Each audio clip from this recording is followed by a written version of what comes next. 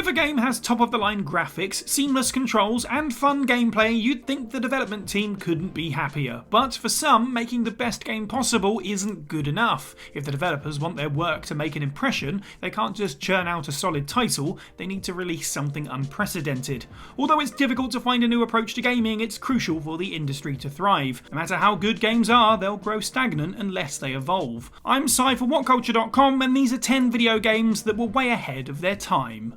Number 10. QuickTime events and real-time weather. Shenmue. Just because a game is ahead of its time doesn't necessarily mean it's guaranteed for success. Shenmue may have been touted as Dreamcast's game changer, but Sega's open world title barely sold 1 million copies. Despite the fact that Yu Suzuki's work could have fallen into obscurity, it quickly developed a cult following. When you break Shenmue down, it's easy to see why. The algorithmically generated weather and day and night system created a constantly changing environment, making your surroundings appear more authentic. Instead of populating each terrain with dawdling NPCs, each character is programmed with daily schedules, which made all interactions feel genuine. Although QuickTime events have been around since the Dragon Lair series, Shenmue reinvigorated this form of gameplay. Rather than using them as a gimmick, Shenmue proved QTEs could make combat and the story more immersive. By no means is Shenmue perfect, the controls aren't stellar, the pacing is slow, and the voice acting is pretty much what you'd expect from a 1990s video game. But when you give Shenmue a look with fresh eyes, there's no mistake Sega's underrated title pioneered many key mechanics in the gaming world of today. Number 9. Real-time strategy. Doom 2.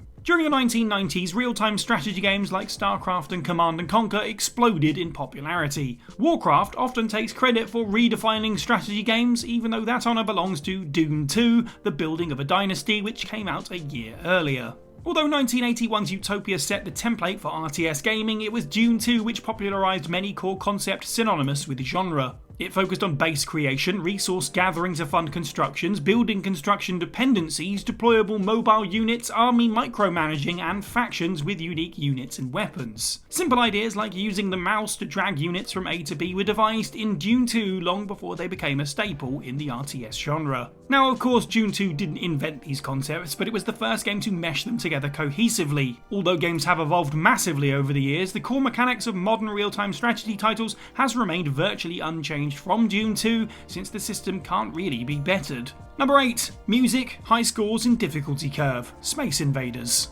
Because of how rudimentary Space Invaders appears to the modern eye, it's easy to forget how revolutionary this fixed shooter is. It wasn't just a big deal because of how addictive it was. Space Invaders is responsible for creating or popularising some of the most basic aspects of gaming. Taito Shooter was the first game to save the player's score, give the player multiple lives, and had continuous background music. What made the music extra impressive was how it sped up as the player progressed, giving the gameplay a state of urgency. However, what really cements Space Invaders' legacy is its difficulty curve. Every time you blast an enemy ship, the remaining crafts move faster, making them harder to hit. Interestingly, this was never the developer's intention. The reason why the ships move slowly at first is because their numbers are overloading the picture processing unit, causing it to lag. When most of the ships are destroyed, the PPU can process data more efficiently, increasing the speed. So not only did Space Invaders invent the difficulty learning curve, it created the concept completely by accident. Number 7. Atmosphere. Silent Hill. When Resident Evil 3 Nemesis and Dino Crisis hit shelves in 1991, it looked like Capcom had cornered the survival horror genre.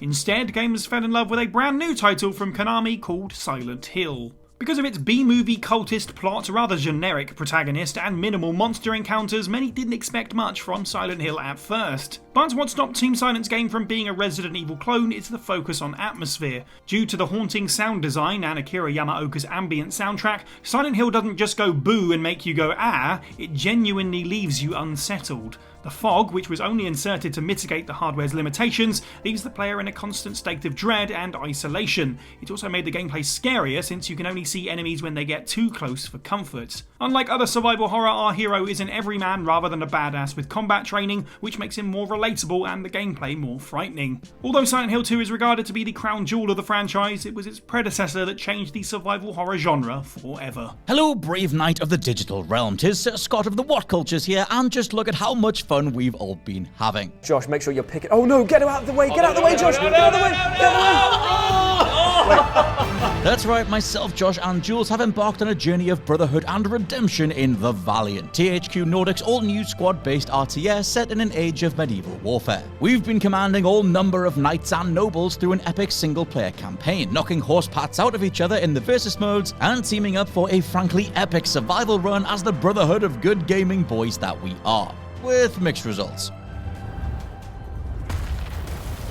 Yes! Another victory, Scott. You're too good at this. We have taken Scott's hero. That means that he's going to regenerate now, so he's got a bit of a downtime. So I am going to kill the last of his troops and make a play for the mid-ground. Oh, and that has been drained, my friend. I have claimed victory!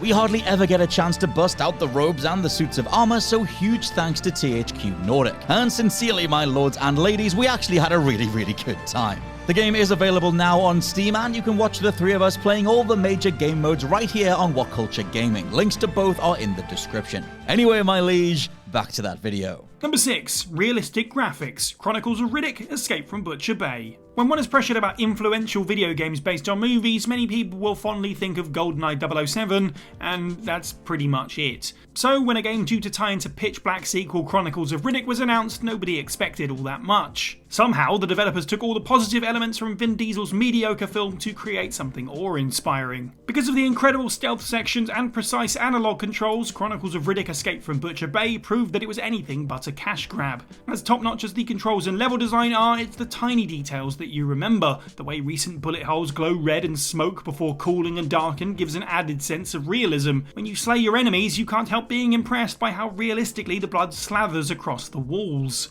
As incredible as these features are, it's the facial animations that blew gamers away back on release. Even though plenty of games have attempted to implement realistic human graphics, Butcher Bay was the first to understand that lighting was just as important as textures to make human characters look the real deal. The character models and facial animations are so detailed you could mistake some stills as scenes from the film counterpart. Although LA Noire was championed as a gold standard of human animation, Butcher Bay captured realistic facial expressions 7 years earlier. Number 5. Physics and Imposter Rendering. Jurassic Park Trespasser. Trespasser proves you don't need to be a good game to be influential, and make no mistakes, this adaptation of Michael Crichton's work is bad. It suffers from graphical glitches, atrocious clipping, and sluggish controls. Also, the production was so rushed the developers didn't bother giving the lead character a visible left arm. Despite receiving a critical pounding, Trespasser has maintained a powerful legacy since it was the first game to have a full physics engine. By utilising classic mechanics, nearly every weapon you encounter moves like a real object. This engine was so ahead of its time, Valve's Gabe Newell confirmed the physics in Half-Life 2 were taken directly from Trespasser.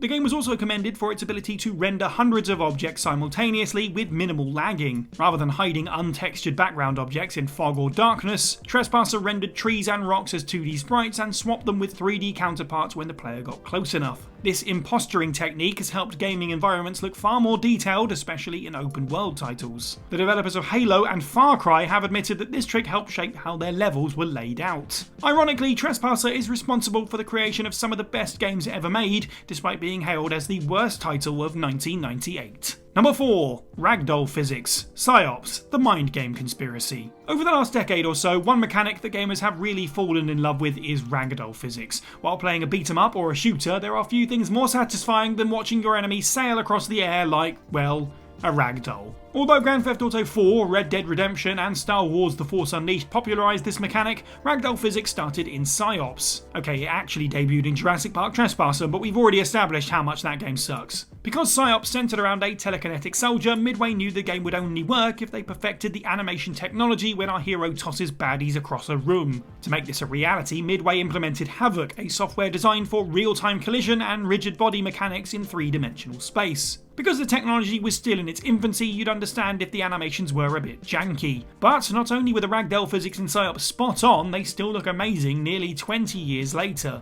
If this mechanic was executed badly, it would have come across as a novelty. Luckily, it was handled so well, Havoc's technology has been incorporated in over 600 video games. So if you're playing a game and catching yourself smiling as an enemy flails across a room, you have PsyOps to thank for it. Number 3. Perfecting 3D platforming. Super Mario 64. Contrary to popular belief, Jumping Flash was the first true 3D platformer, not Super Mario 64. Nevertheless, the Italian plumber's first outing into the third dimension deserves all the glory since it moulded modern platforming into what it is today. What stopped Mario 64 from being a generic platformer is how much time the developing team put into it. Rather than jumping right into devising massive levels, the developers spent months working on camera angles, analog controls, and 3D mechanics. The N64 controller itself went through over 100 modifications to ensure exploring in a 3D environment felt effortless and fun. Another crucial element to Super Mario 64 was the focus on exploration. Although the game was originally meant to have a level-clearing flagpole like in the original Super Mario Bros., Mario creator Shigeru Miyamoto made the levels objective-based instead. For the first time, it was no longer about memorizing when to jump or how many enemies you defeated. Instead, players were rewarded for exploring, a concept that's still used in nearly every modern sandbox title, whether it's GTA, Skyrim, or Elden Ring. Mario was so synonymous with side-scrolling at the time it was hard to picture a polygonal version of Nintendo's mustachioed mascot. But not only did our pasta-loving hero make a perfect transition into 3D, Super Mario 64 showed the world how a 3D platformer should be. Number 2. Customizable Characters. System Shock 2. During the 90s, it seemed like every FPS was copy and pasting the layout and style of Doom, but when System Shock 2 came out, it proved there was more than one way to make a first-person shooter. Even though System Shock 2 had crystal clear sound and high-function NPCs, that's not what made it stand out. This sequel's secret weapon was its Dark engine, which allowed you to change your character's abilities. By performing certain tasks or acquiring upgrades, you can enhance your strength, agility, and endurance. Because your customizations have a direct effect on game, it kept the player more invested in the gameplay. It also encouraged the player to perform multiple playthroughs so they could experiment with different customization options. Also, the way the story is mainly told through audio clips that you find was an effective method that kept the player informed of the bigger picture without getting in the way of the gameplay, and was aped by games like Resident Evil and Metroid Prime. Even though performances in video games during this era could barely compete with a school play, the voice acting in this game is excellent, which helped keep the player immersed. System Shock 2 may have been a commercial bomb, but its influence has allowed it to take its place in the annals of gaming history for all time. Number 1. Presentation and Themes. Metal Gear Solid 2. The first thing that stood out about Metal Gear Solid 2 was its cinematic presentation. Although there have been many games which emulated cinema before, like the first game in fact, MGS2 used a next level of care at setting up wide shots and crash zooms which helped push the idea that video games could be an art form. Then there's the twist. Although gamers assumed Solid Snake was the protagonist, players were shocked to learn MGS2's hero was a new character called Raiden. Hideo Kojima avoided this detail getting leaked by releasing trailers that deliberately misled viewers into believing Snake was the main character. Hollywood movies are known for creating deceptive trailers to hide key plot points, but Metal Gear Solid did it long before the practice became commonplace. Because so many people focus on MGS2's twist and cinematics, it's easy to forget the game's defining aspect, the themes. Rather than having a generic message, Sons of Liberty juggles a staggering multi-narrative which delves into complex matters that video games rarely touched upon. Despite the fact the best games can still age badly, MGS2's themes hit harder than ever today, since it deals with modern concepts like post-truth politics, echo chambers, and personalised media. Because these themes feel more relevant than ever, it's easy to see why Metal Gear Solid 2 is regarded as so far ahead of its time. And that's the list. Let us know what you thought of this video down in the comments below. Which of these video games do you think were the most ahead of their time? And of course, let us know of any others that we might have missed. Make sure you like this video, share it with your friends, subscribe and hit that notification bell. I've been Cy for WhatCulture, and have a good week.